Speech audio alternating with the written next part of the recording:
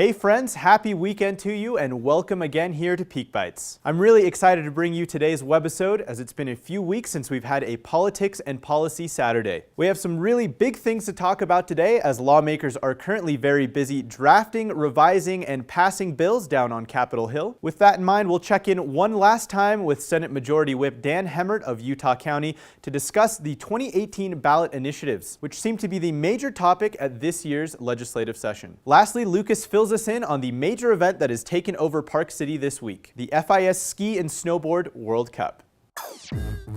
The 2019 Utah legislative session is in full swing down at Capitol Hill in Salt Lake City. For the last 2 weeks, state legislators have poured over hundreds of bills covering everything from taxes to gun control. I spoke with Senate Majority Whip Senator Dan Hemmert of Utah County just before the session began to discuss some of the policy agendas that will be taking top priority at this year's session.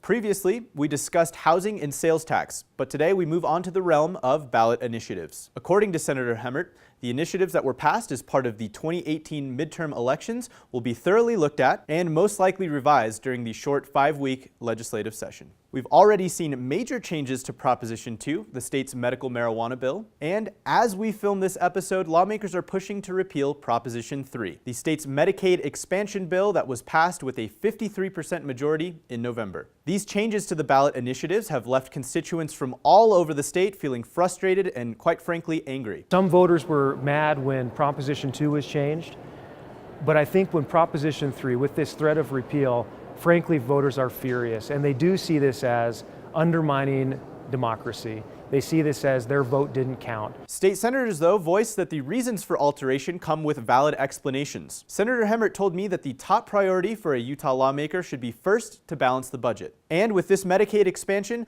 lawmakers would not be able to do so effectively. My biggest concern is Medicaid doesn't go through an appropriation process, meaning if and as people sign up, you just have to fund it. That's really scary to me. We'll continue to follow this story closely as it develops. For more information on this year's general session, you can head to le.utah.gov.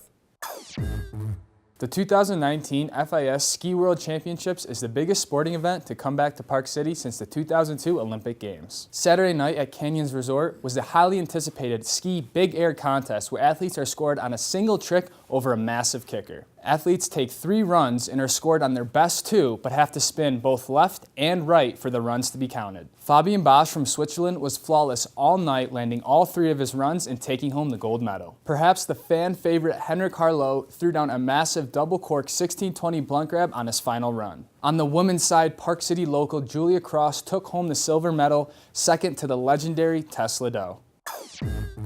After several weather complications and almost over 2 feet of snow, the ski slopestyle event finally took place. In slopestyle events, riders are challenged to complete a run from top to bottom, with the rail section up top followed by 3 jumps that are getting progressively bigger as the rider continues down the course. Riders first had to qualify and then immediately go into the final heat because of the weather, which usually doesn't happen in other competitions. In the final heat, 10 riders are granted 3 runs, with their best score from a scale of 1 to 100 counting as their final score. Park City local and fan favorite Nick Gepper took home 3rd place in some tough riding conditions, with James Woodsy Woods from Great Britain taking home the gold medal. Athletes were concerned about the weather and course safety after the qualifiers because a storm rolled in which decreased visibility and slowed down the course. Tomorrow is the last day of the 2019 FIS Ski World Championships, with snowboard slopestyle going down at Park City Mountain Resort at 11 p.m., followed by closing ceremonies on Main Street hosted by Deer Valley at 4 p.m. We'll see you out there. Aside from the major policy topics of housing, taxes, and ballot initiative revision, this year's session has seen a diverse range of bills introduced, ranging from education all the way to the state's ever-evolving liquor laws. Interestingly, the battle to get so-called High Point beer on grocery store shelves beat the initial hurdle of passing committee debate on Thursday, as it cleared the Senate Business and Labor Committee. Advocates for the bill want to change the state's 3.2 limit to 4.8 to allow consumers better brand variety when purchasing beer from the grocery store. This comes as major beer manufacturers across the country threaten to pull out of Utah, citing production costs. The state is one of the last remaining in the country with the 3.2 alcohol by weight limit on beer. State Representative Marie Paulson of Cottonwood Heights is introducing a new bill that would rid of the state's current education ranking system, which ranks schools on an A to F rating. Paulson said that the current system is too simplistic, relies too heavily on standardized test scores, and does not take diversity into account when ranking schools. The bill, titled HB 198, passed the House Education Committee and will now move on to the full body for a vote. Thank you all so very much for tuning in to today's webisode of Peak Bytes. Be sure to tune in next week for more great news and stories from around the community.